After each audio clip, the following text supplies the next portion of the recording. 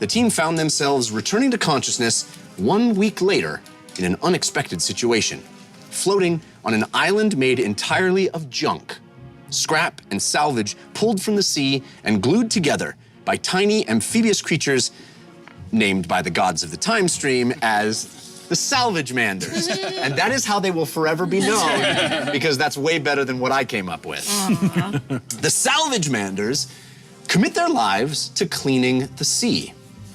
While floating aimlessly on the surface, using their makeshift cranes and claws to pull trash from the water, they discovered Lily's mother and sisters, who survived 2 nights on the open ocean after their own ordeal near the Kraken, by huddling in the warmth of our heroes, who still burned from their connection with the Inferno Warden. The salvage manders fished all of them out of the water, fed them, and gave them shelter in their home, Yabakul, the city of scrap, which proved to be a strange location indeed. A sprawling mishmash of discarded items stuck together by regurgitated mucus adhesive and turned into art and architecture by the industrious little creatures with salamander heads and humanoid bodies. Investigating their new environment, the team discovered that some broken bits of the pirate ship they rowed to the bottom of the ocean had made their way near the surface during the swirling, boiling tumult of the Warden's escape. In looking through the debris pulled out of the ocean by the salvage manders, Civ discovered pieces of the ship's hull, shattered and broken, but still showing remnants of the golden symbol of the natural order, the glyph containing Claudiette's portal spell. But even with enthusiastic help, the team couldn't find all the splinters of the glyph before sunset and the beginning of the ceremony of night drift. There, in a cramped junkyard hut, the team was invited to drink the potent Yabakul clam juice and surrender themselves to serendipity. While Civ secreted his portion into an empty glass bottle, James and Fahima couldn't manage to keep theirs down, vomiting the slimy substance into their hands. Uggo and Lily, their constitutions strong, drank deeply and fell into lucid dreams, each seeing a stirring vision unique to them. After the conclusion of Night Drift, James and Fahima met up, showing each other the new spells they learned after gaining a level of experience in the Kraken fight. In the shadows, across the junk piles, Civ watched as he considered whether to drink his pilfered portion of the clam concoction. When Fahima retired for the evening, Civ saw James linger, cast his devastating Hunger of Hadar spell, and then step inside it. When the spell dropped, so did James, ice crystals cracking across his body, his barely conscious form collapsing in a heap. Civ raced to his aid, alerting the other heroes, and soon Lily was using her restoration magic to once again pull James back from the brink of death. As the team reckoned with what they had seen, Uggo enraged, summoning the spirits of his ancestors, who warned the team that the orcs were preparing for war. Lily gave a stirring oration to the assembled masses of salvage manders, inspiring them to abandon their usual posts on the island and help the team find segments of the glyph among the scrap. While the creatures were busily searching, Civ and Uggo snuck away and attempted to pry open one of the poisonous clams from the salvage mander's garden to retrieve the shiny treasure they were told was inside. Well, one catastrophic die roll later, Civ lay injured from the acid-dripping clam, and Uggo unleashed his rage, smashing open the shell with his mighty maul. When the Salvage Mander King saw the destruction Uggo had wrought, he ordered the team off the island, casting out the castaways, just as the final piece of the glyph provided the team means to depart. Through the portal, the heroes found themselves on the outskirts of Winkburg, a town built at the intersection point of multiple well-worn trade routes. Historically, a hub of inter-realm commerce, Winkburg was a ghost of its former self. With the Duke nowhere to be seen and the town's guard pulled back to surround the Duke's residence, the town had fallen into lawlessness. Upon arrival, the team immediately came into contact with a rough gang of Achai riders, calling themselves the Flock, and narrowly avoided a violent confrontation only after Civ paid them off to the tune of 250 gold. The flock had been harassing a wizard of the natural order named Cornelia the Clean, who agreed to hide Lily's mother and sisters while the team entered Winkburg in search of someone named Preet, said to be the Duke's right-hand man. At a local tavern called the Wink and the Smile, they encountered a surly bartender who, in exchange for 1,500 gold, agreed to arrange secure transportation for the Dumblestuck family to the coast. Investigating, the team made contact with the Duke's right-hand man, Preet, who thought they had arrived in response to a call for help that he sent to the Chief Regent of Turles. Asking for utmost secrecy, Preet eventually introduced the team to the Duke, who, it turns out, had a disagreement with Calcutta Theed, the Ashen Mage, and was turned into a duck. Junal, the Duke, begged the heroes to investigate the tower that she had been staying in to search for clues that might reveal a way to return him to his natural form. So, investigate they did, climbing the 4-story spire and battling the magical abominations they encountered along the way. Those creatures included suffocating smoke monsters born from the extracted smoke glands of the Achirai, and a hideous hodgepodge, a shambling monster cobbled together from severed limbs and decaying scraps of the dead. But the team also found much to inform their quest: a journal from the mage's apparent assistant, Vargan, with cryptic references to a life of servitude to Calcutta Theed, strange symbols on the floor, and rituals carved into stone walls, and a spellbook with experimental new spells, including some that rely on the abhorrent practice of necromancy. The topmost floor of the spell tower had been transformed into some sort of observatory, with a perplexing model erected in the center and an enormous telescope mounted at the window, pointing ominously toward the volcano that bellows and burns inside the Nelrim mountain range, Sky Scorcher Peak.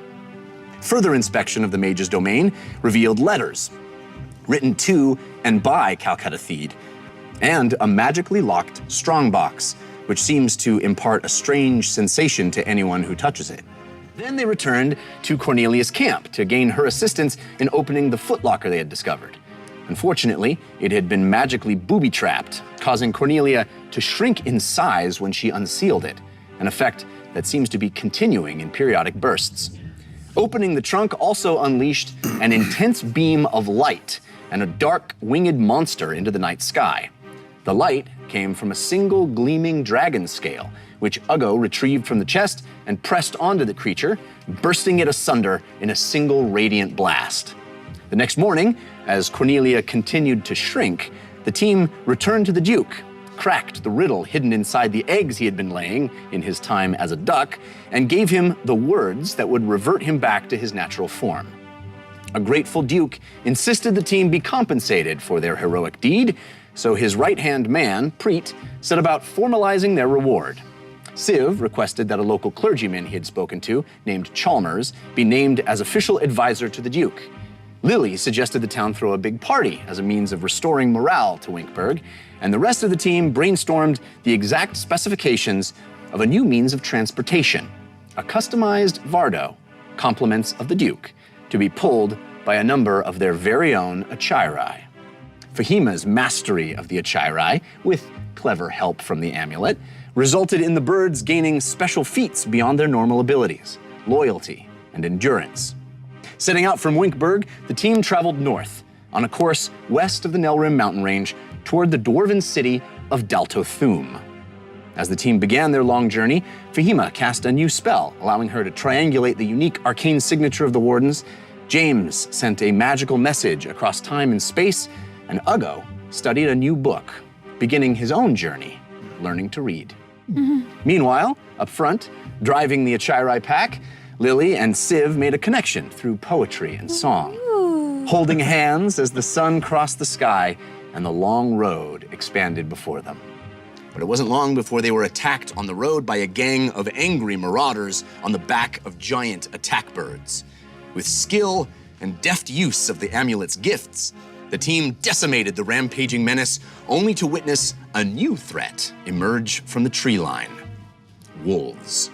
but wolves unlike any they had seen or heard of before. Massive, mutated beasts with bones protruding from their backs and hunger burning in their eyes, able to leap 30 feet and land on the back of their draft animals. When the team saw the wolf pack rend bone and flesh and then witnessed one transform into a terrifying wolf-humanoid hybrid before their very eyes, they knew the odds were not in their favor. Lily brilliantly immobilized the pack with her glimmering hypnotic pattern, then snapped the Vardo into motion. Civ used the amulet's magic to reform trees and rocks into traversable terrain, and the group escaped into the forest. When they finally settled for the night, healing their Achirai and themselves, an argument broke out about collateral damage in the midst of the battle. As their campfire crackled, tempers flared, and James stormed off into the Vardo. Before any resolution could be found or watch established for the night, a growling voice joined their conversation. Another werewolf, injured and weak, stood in the light of their campfire and begged for their help. Her name was Zanalka, and she described how her pack, led by a lichen named Trass, had been seduced by promises of power and ascendancy by the wizard Vargan. She said that she and her brother Leonid were changed by Vargan. He forced them to hunt, to steal blood and bring it to him where he resided in a mysterious section of the forest called the Alabaster Woods. She said that in doing so, in following Vargan's dark plans, they were coiled in blood, bound by dark magic, and doomed to lose themselves to the hunger. She asked them to sever the coil, save her brother, and vanquish Vargan once and for all. The team decided to trust Zanalka, with Fahima feeling particularly warm towards her, and made plans to travel to the Alabaster Wood the next day. Everyone bedded down, Lily and Fahima taking first watch and having a heart-to-heart on the nature of haircuts. But the night's calm was broken as the Achirai that had been bitten began to turn. As it started growing fangs and fur, grotesquely morphing into some sort of were-Chirai, Zanalka leapt into action, attempting to calm the thrashing creature, to guide it with her experience through the transformation. Even so, it looked as though the team would have to make a terrible decision. Risk their safety or put the animal down. That was when Fahima, empowered by the incredible magic of the amulet, stepped forward and rewrote her snare spell into something new, something extraordinary, something that spared the life of the creature and left Zanalka in awe of Fahima's abilities. The next morning, they set out for Alabaster Woods, hiding the Vardo and the Achirai in nearby brush. They waited until dusk, spied the wolf pack leaving to hunt, then made their way to the edge of the tree line. As they ventured deeper into the forest, a dark red latticework radiated out from the trees, weaving a spindly Icarus web on the ground beneath them, each footfall soaked and sticky with blood. Then they arrived. Pearly white trees, thin and dense, circled a blood-red clearing. Standing in the center, pulsating and writhing, was their quarry. An amorphous, crimson figure, a swirling, roiling creature of gore, dripping, oozing, living blood, flanked by a pair of heaving, snarling werewolves. James tried suggestion, but it was resisted. Nevertheless, these heroes persisted. Use forces of goods. Use your spells and your maul. Now smash away, smash away, smash away all. It took all they had, and I'm not going to lie. For a second there, I thought Uggo might die. When what to my wondering eyes did appear? A force of good Hamlet. Uggo's pain disappeared. With the help of the Watchers, the heroes succeeded, fighting Vargan even after the blood had receded. When he finally was vanquished, the ground neath them cracked, causing Lily, the amulet-bearer, to react. She was drawn to a curtain of hovering drops, saw a vision of rangers perched in treetops. As Lily relayed the details of this dream, Zanalka tried reaching her hand to Fahima. But Civ, with a threat, put a quick stop to that. Even werewolves are weary of our resident cat. Fahima was once again losing a crush. But before Zanalka leapt away in a rush, she turned to Fahima, gave her reassurance, and a tube on a chain saying simply, insurance. Then Fahima and Lily found Vargan's spellbook, and Fahima saw something, a cliffhangery hook.